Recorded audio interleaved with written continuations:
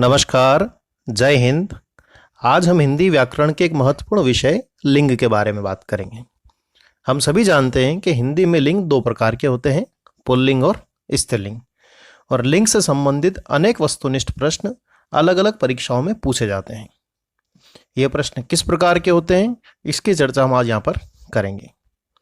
मेरा आप सभी को एक सुझाव है कि इन प्रश्नों को देखने से पहले हमारे इसी चैनल पर लिंग से संबंधित वीडियो को अच्छी तरह से देख लें। उस वीडियो को देखने के बाद जब आप इन प्रश्नों को हल करेंगे तो इनको समझने में ज़्यादा सुविधा रहेगी। चलिए अब हम बात करते हैं हमारे पहले प्रश्न के बारे में कि हमारा पहला प्रश्न है, स्त्रीलिंग शब्द है, या दूसरे शब्दों में कहें निम्नलिखित में स्त्रीलिंग शब्द कौन सा है। तो चार देशों के सामने नाम हमारे सामने हैं, नेपाल, जापान, भूटान और श्रीलंका। तो इन चार देशों में से चौथा जो ऑप्शन है श्रीलंका, वो हमारे सामने स्त्रीलिंग के रूप में आता है। हम सभी जानते हैं कि सभी देशों के नाम पुल्लिंग हैं, केवल एक श्रीलंका अपवाद है जो स्त्रीलिंग के अंतर्गत आता है। अगला प्रश्न है, स्त्रीलिंग शब्द नहीं है। चार शब्द हमारे सामने हैं, हमको ये बताना कि इनमें से कौन सा शब्द है जो स्त्रीलिंग नहीं है। तो ये पहला है देवनागरी, दूसरा संस्कृत, तीसरा पानी, चौथा अमावस्या। तो देवनागरी एक लिपि है, समस्त लिपियां स्त्रीलिंग के अंतर्गत आती हैं। संस्कृत एक भाषा है, समस्त भाषाएं स्त्रीलिंग के अंतर्गत आती है।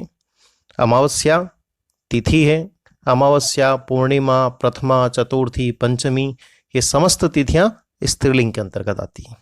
लेकिन जो पानी शब्द है वो स्त्रीलिंग न होकर पुल्लिंग के अंतर्गत आता है। फिर अगला प्रश्न है हमारा, पुल्लिंग शब्द है। तो चार ऑप्शन है हमारे सामने, हमको बताना इन चारों में से पुल्लिंग शब्द कौन सा है। पहला चंबल स्त्रीलिंग है, दूसरा सोमवार जो कि पुल्लिंग के अंतर्गत आएगा। तो चंबल नदी का नाम है, समस्त नदियां स्त्रीलिंग में आती है। अमरबेल तो अधिकांश बेल स्त्रीलिंग में आती है। सेना स्त्रीलिंग शब्द है, तो यहाँ पर पुल्लिंग है सोमवार। फिर अगला प्रश्न है, पुल्लिंग शब्द नहीं है। ये चार शब्द हमारे सामने हैं, इनमें से कौन सा शब्द जो है पुल्लिंग नहीं है। खिलौना, पल, गुण और विशेषता। तो हम सभी जानते हैं खिलौना अच्छा है, पल बीत गया, गुण होता है लेकिन विशेषता होती है, इसलिए विशेषता पुल्लिंग ना होकर स्त्रीलिंग के अंतर्गत आएगा। फिर अगला प्रश्न है, किस समूह में सभी शब्द स्त्रीलिंग हैं। अब हमारे यहाँ तीन तीन शब्दों का समूह है, उनमें से ये बताना कि ऐसा कौन सा समूह है जिसमें सभी शब्द स्त्रीलिंग हैं। तो लुटिया, नाली, न्याय, इसमें न्याय मिल गया, पुल्लिंग हो गया। भवानी, डिबिया, जवानी, ये तीनों शब्द स्त्रीलिंग के अंतर्गत आएंगे। तो इसका सही आंसर है दूसरा, भवानी, डिबिया और जवानी, ये तीनों के तीनों स्त्रीलिंग के अंतर्गत आते हैं। फिर अगला प्रश्न है, किस समूह में सभी शब्द पुल्लिंग हैं। तो चार ऑप्शन हमारे सामने हैं, हमको इसमें बताना है कि कौन सा ऑप्शन ऐसा है जिसमें सभी के सभी शब्द पुल्लिंग के अंतर्गत आते हैं। पहला ऑप्शन है संतोष, सपना, मोती, दूसरा है मोती, पुखराज, दोपहर, तीसरा है तेल, दूध, लस्सी, और चौथा है ई, आ और क। तो ये चारों में से जो पहला ऑप्शन है संतोष, सपना और मोती, ये तीनों के तीनों पुल्लिंग शब्द के अंतर्गत आते हैं। फिर अगला प्रश्न है, किस समूह में सभी शब्द स्त्रीलिंग हैं। तो चार विकल्प हमारे सामने हैं वर्णमाला के, कि हमको ये बताना है कि कौन सा ऐसा समूह है जिसमें सभी शब्द स्त्रीलिंग के अंतर्गत आते हैं। तो इसका सही आंसर है तीसरा, छोटी ई, बड़ी ई और री। हम सभी जानते हैं कि पूरी वर्णमाला के सभी शब्द पुल्लिंग में हैं, केवल ई और री को छोड़कर।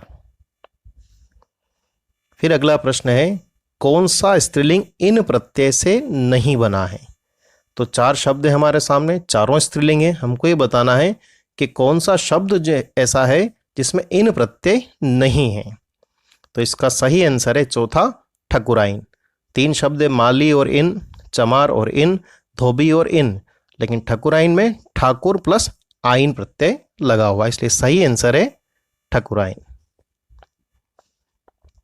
फिर अगला प्रश्न है, नी प्रत्यय से बना स्त्रीलिंग शब्द है।